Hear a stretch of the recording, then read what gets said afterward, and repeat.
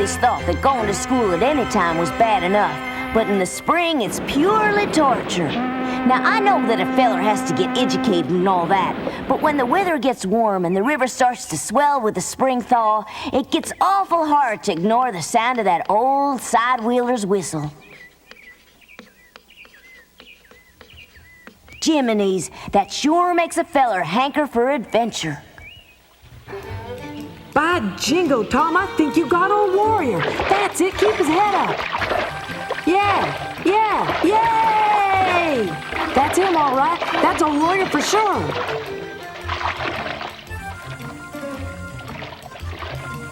Here, pull him up closer to the bank. Uh-oh, where is he?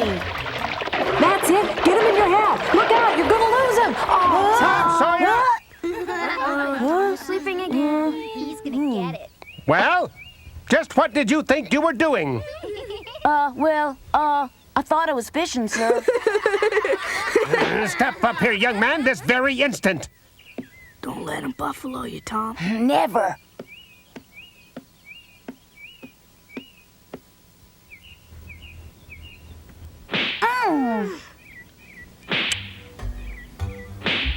Well, I reckon you deserve to get a whooping when you fall asleep in school. But it sure is hard to stay awake when the teacher's talking about arithmetic and Summer's winking at you right around the corner. It's even worse when you know Huck Finn is waiting for you to go out and tangle with old Warrior. Tom, wait for me. Won't you come over to my house today? Jiminy. I'd like to, Becky, but I promised Aunt Polly I'd come right home after school and do my chores. Oh, but isn't it terribly hot for working? Maybe, but I don't mind doing my chores in the bad heat, really. After all, you see, my aunt counts on me. You're sweet. I sure hated to lie to Becky like that, but there's one thing I found out in this life. You just can't explain to a girl about fishing. Every time you try, they just pester you to death. They can't seem to help going on about it. Even nice girls like Becky. Huck! Hey, Huck, it's Tom. Come on down. Get a move on. Are we going fishing or not? Well, what's the matter? Never knowed you to want to pass up fishing. I can't, Tom. I'm really feeling out of sorts today. I'm coming up.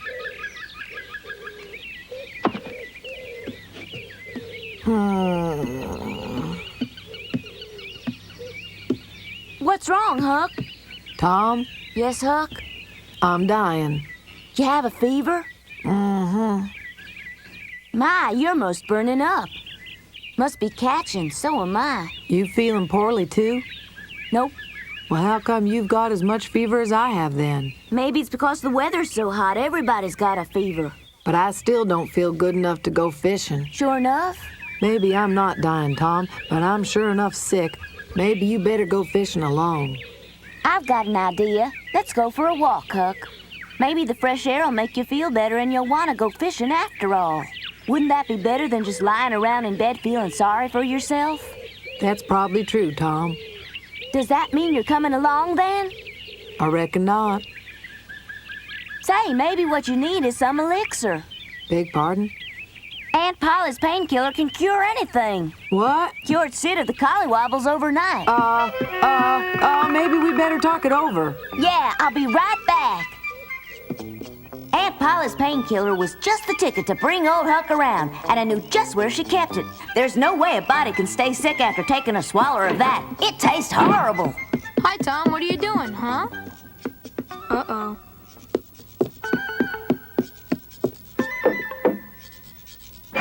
Tom's home from school, Mary. Thanks, Sid. I've got to tell him not to leave the house today. I was sure she kept it up here. What are you looking for, Tom? I've got to find the painkiller. The painkiller? Are you sick, Tom? No, I'm not. Why do you need the painkiller then? Oh, just because. Oh, Tom, if you're feeling sick enough for medicine, maybe we better have the doctor come. I told you I'm not sick. Well, then what in the world do you want it for? Well, Tom? Yep, I think I found it. Tom, you stay away from Peter with that medicine. You're not going to give it to him again. Tom, you tell me this minute who you intend to give that painkiller to. Tom Sawyer, are you listening to me? Mother said to tell you that you're not to go outside after school today. But I gotta go outside, Mary. Well, maybe if you told me where you were going with that painkiller, I could be more understanding. I'm just taking it over to a sick friend. Well, why are you being so mysterious about it, Tom? Would that sick friend be Huckleberry Finn by any chance? Mm-hmm. You keep out of this, snitch. Stop it! Tom? Sometimes a feller just has to take matters into his own hands, especially when he's got a friend who's ailing. And I reckon this was one of those times. It's me, Huck. Huh? You're wasting your time, Tom. I ain't gonna take it. This medicine is just great. It'll have you up and hopping in no time at all. Yeah? Well, I don't want it. Now, I wouldn't give you nothing that was bad for you, Huck. Just open your mouth and swallow. What's it taste like? It's tolerable if you swallow it real fast. I'm not a fast swallower. How would you like me to just show you then?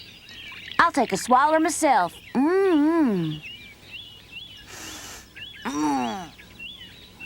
Now there's a right and a wrong way to do this. Here's the best way. Down the hatch.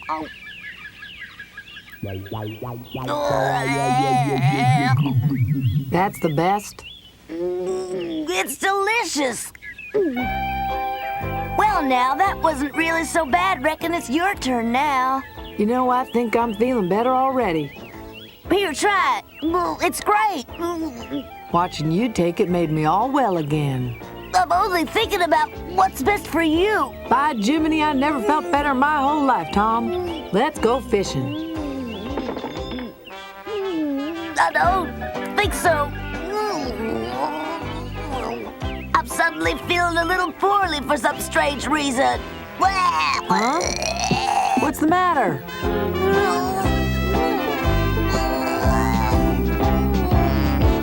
About the time all this was going on, Aunt Polly was coming home from the church hall with a hired man, Jim. She'd been helping to decorate the hall for the social Saturday night, and what with the heat and all, I reckon she felt a little poorly herself. You came home early, Mother. Are you feeling all right? Of course I'm all right, dear. I just feel a little tired from this heat. Oh. Mother, what is it? Oh, it's nothing, dear. Just let me sit down. You never should have gone out in this heat. Hey there, Aunt Polly. You know what Tom did? Where's Tom? He's outside playing. That's not quite right. He's gone to look after a friend who's been feeling poorly. Oh? Who is this sick friend? I don't seem to remember. Tom has so many friends, you know. I remember, Mary. Ask me. Well, who is it? Huckleberry Finn. Oh, I don't think so. Oh, you don't have to cover up for him, Mary. I know that Tom keeps company with Huckleberry Finn the minute my back is turned. I'm sorry. It's just that poor Tom is so concerned about his friend, Mother. I wonder if it's true. I'm sure it must be true, Mother, 'cause he took the painkiller along with him. Oh, my. Mary? Yes? Would you mind fetching Dr. Mitchell for me? I'm not feeling very well at all today. Yes, Mother. Say, you know what? Why don't I go get Dr. Robinson instead? Dr. Robinson? I've heard that his methods are very modern and up-to-date. Dr. Mitchell's always been up-to-date enough for the Sawyer family. Maybe we could just talk about it a little bit more, Mother. There's nothing more to talk about, Mary. Dr. Mitchell's been our family doctor ever since you were born. I can't imagine why you'd want me to change to that young Dr. Robinson. Why, land of Goshen, he's not much older than you are. Everybody knows that Dr. Mitchell's been drinking too much lately. That's enough. I'm surprised that a daughter of mine would repeat such a story about anybody. My poor stomach.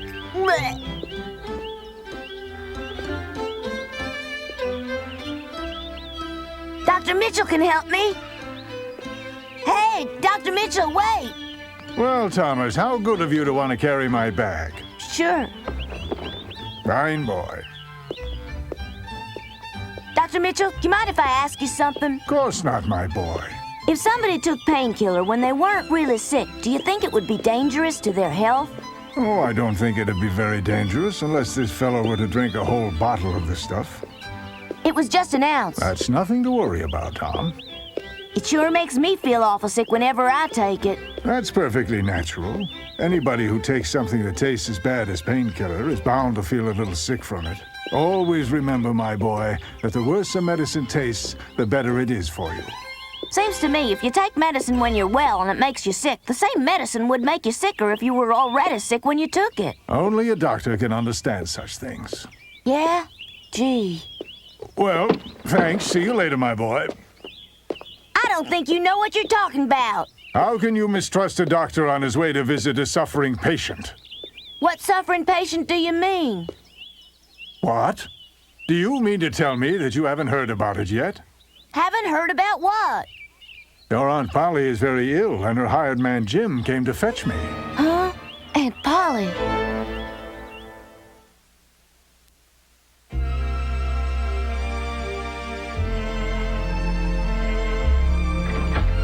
Come in, Dr. Mitchell. Thank you, Tom. Where's Aunt Polly, Sid? She's in bed. Now just relax, Mother. I heard you were sick, Aunt Polly. No, I'm only suffering from the heat, Tom. Well, you're gonna be just fine now that Dr. Mitchell is here. I came just as soon as I got your message, Mrs. Polly. Now, what seems to be the trouble? Just heat prostration, Doctor. We'll see. Will you two please wait outside for a few minutes? Of course. Come on, Tom. Can you sit up for a moment, Miss Polly? Yes, Doctor. When did you first start feeling poorly? I felt a bit unsettled ever since morning, but I promised to help decorate the church hall for the social coming up next Saturday. I guess it happened then. This is the first time I've ever seen Aunt Polly sick, Mary. I sure hope she gets well soon. I know. We'll just have to wait to hear what Dr. Mitchell has to say. Gee, Mary, who's gonna cook our supper for us? That's right. Aunt Polly won't be able to. I will. I intended to anyway because Mother was supposed to be working at the church all day. I like the way you cook. Are you gonna make our breakfast as well? I suppose so if Mother isn't Good. any better. Will you make pancakes for breakfast, Mary? Of course, if that's what you want. I like sour milk pancakes with lots of butter and blackstrap molasses. All right, Tom. Maybe you can even make us some strawberry shortcake for dessert tomorrow night. That'd be nice. We could even have chicken and dumplings with gravy. Wow! Don't you think we should check with Mother about that first? Well, sure. When she gets well, that is. But gee, as long as she's still sick, we can have whatever we want. Tom, Oh, boy! What's wrong? doesn't it mean anything to you that Mother loves you and Sid as much as she would if you were her own sons? Yeah, sure, Mary. Then how can you be so happy when she's so sick? Don't you even care, Tom? Well, yeah. I care an awful lot about Aunt Polly. Well, I don't believe you, Tom, 'cause it's your fault that Aunt Polly's sick to begin with. Why my fault? You know it's true. You're the one she's always worrying about just because you get into trouble all the time. You don't see me or Mary sneaking off to go fishing with Huck Finn or falling asleep in school or chucking cornbread at Miss Watkins' goat. Well, I'm afraid I have to agree with Sid this time, Tom. Oh, Dr. Mitchell.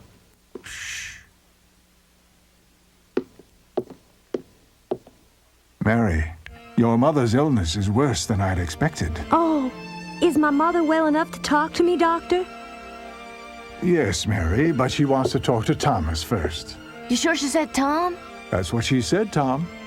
Now, Miss Polly was especially anxious to spend a few minutes with you before speaking with Mary or Sid. Yes, sir. Now run along, boy, quickly.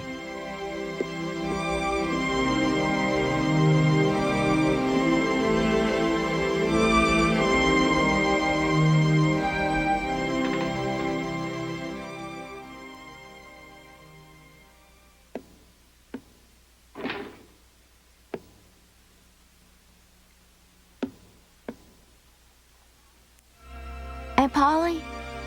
Are you awake, Aunt Polly? Aunt Polly, this is Tom. Can you hear me? Yes, Tom, I hear you. Now then. Mary and Sid, I'm terribly sorry to have frightened you. Yeah? But you see, it was Miss Polly's idea. Shh. Your mother wanted Tom to think that she's sicker than she really is. And maybe that would frighten him into behaving himself from now on. Then she's all right? Hey, now don't you go worrying about her, Mary. Oh? Your mother just spent too much time and energy making decorations for the church, and she needs a few days in bed to get her strength back, that's all. Sit down and talk to me for a minute, Tom. Yes'm. It's time to talk about your future, Tom. You have to give some thought to what kind of man you want to be. I won't always be around to guide you. My days are numbered on this old world. I can sense in my bones the end is near. You'll be just fine. Dr. Mitchell is here. Dr. Mitchell can't do much, Tom. Nobody can do very much when a person's time on Earth is just about all used up. I can't help worry that I didn't do my duty with you. What's to become of you after I'm gone? You mustn't talk about such things, Aunt Polly. You mustn't. Oh, you're not going anywhere. I wouldn't be worried about it if I could be sure that my life meant something to somebody whose welfare was my responsibility and who'd behave himself like a civilized person when I'm no longer around. Maybe my example will inspire people to be kind to each other from now on. I've already started to follow your example, Aunt Polly. My friend Huck was sick, so I took him some painkiller. Are you saying that Huckleberry Finn took it? No, ma'am. I didn't think so. It's very hard to make a child take something that's good for him. It's pretty bad, all right. Oh, my time is coming close. Oh. The time is drawing near when you won't have to worry about me anymore. Gee. Oh, Tom, give me your word that you'll stay out of mischief from now on. You look much better now than you did when you came home, Aunt Polly. Don't try to cheer me up now, Tom. Just stay here beside me. I really mean it. No. Let me feel your forehead. It's really bad, isn't it? Feels pretty cool to me now. Nonsense, I'm gravely ill. Hey, I think your fever has gone away, Aunt Polly. Oh, how can you make light of my suffering? Oh. I wouldn't do that. But you know what? Maybe Dr. Mitchell made a big mistake. He was pretty tipsy coming here today. Oh, Tom, just let me pass away peacefully, please. Pass away? Oh, yes. I just can't abide the pain and uncertainty of being disappointed by the people I love any longer. Can I do anything to stop your suffering any? How is that again, Tom? Oh, Tom, I'd give anything to believe you'd put yourself out to relieve my suffering, but no. I promise I would. Oh? I don't want you to suffer anymore. I just want you to get well. Come on, Aunt Polly, please. Oh. Tell me what you want me to do, Aunt Polly, and I promise I'll do it if it will just make you get better. I'll go in peace if you'll promise to behave. Go in peace? You mean die? Yes, Tom. No, I'll never behave if it means you would go away from us. Oh. You're the only mother I can ever remember having, Aunt Polly. Tom, oh, Tom. Darling, there.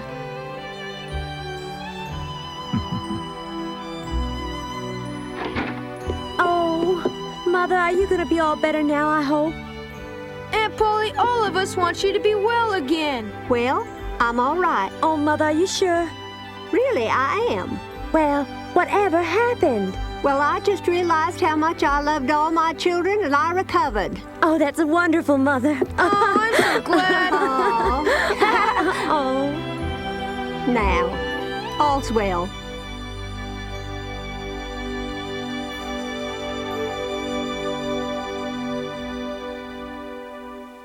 Well, I want to tell you, it plumb wore the stuffings out of me dragging Aunt Polly back from the edge of the grave, so to speak.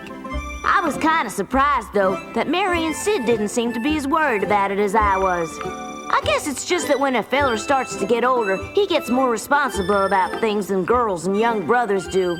Yep, that must be it.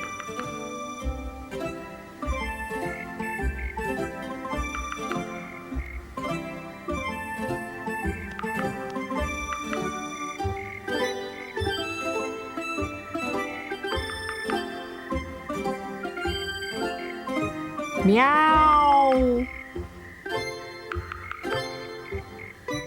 Meow.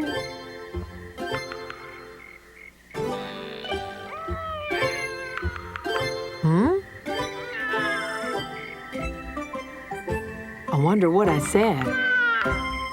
I like you too, Peter, but I came for Tom.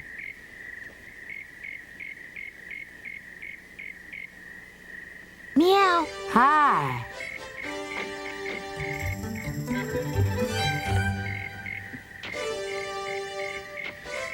You must be feeling better. Sure am, and I owe it all to this. The painkiller?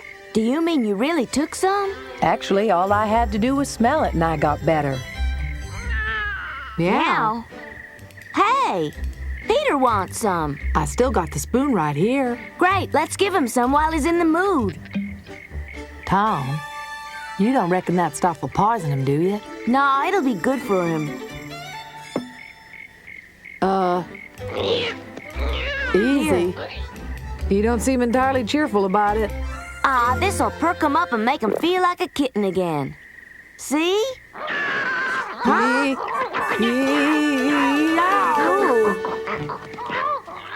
I know it don't taste too good, Peter, but Dr. Mitchell says that's what makes it good for you. I ain't never seen him carry on so frisky before, have you, huh?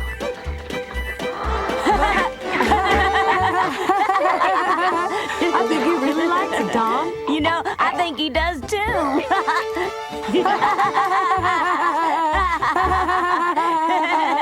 Peter's feeling no pain.